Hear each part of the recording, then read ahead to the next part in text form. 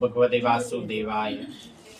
સુતજી બોલ્યા, અધિક માસ ભગવાન વિષ્ણુ આગળ પ્રથમ ગયો અને દુઃખ રડવા લાગ્યો અને કહેવા લાગ્યો, દેવતાઓએ સારા કામમાં ત્યાજેલા ન જણ્યાતાને અને મલિન છું, તેના માટે તમે દયાનો વરસાદ કેમ નથી વરસાવતા?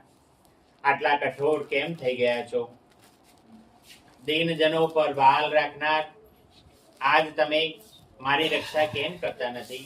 હે વત્સ, દુઃખમાં ડૂબેલા મલમાસને ભગવાન વિષ્ણુ કહેવા લાગ્યા, તને કયું દુઃખ પજવી રહ્યું છે? તું શોક ન કર. હું તારા ઉદ્ધાર માટે યત્ન કરીશ. વૈકુંઠમાં વસનારા, તને જો વિચાર કરે છે, કારણ કે વૈકુંઠમાં આવનાર દુઃખી હોતો નથી. તું શાંત થા ને તારું દુઃખ કહે.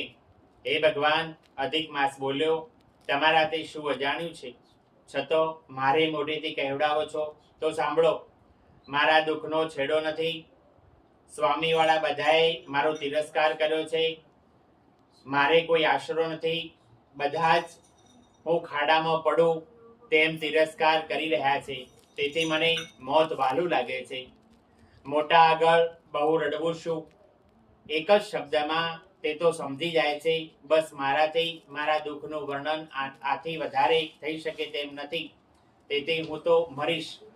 ઇતિ શ્રી બૃહન્નારદીય પુરાણમાં મલમાસ દુઃખ કથા વર્ણન નામનો ચોથો અધ્યાય સંપૂર્ણ. શ્રી કૃષ્ણ બળદેવની જય.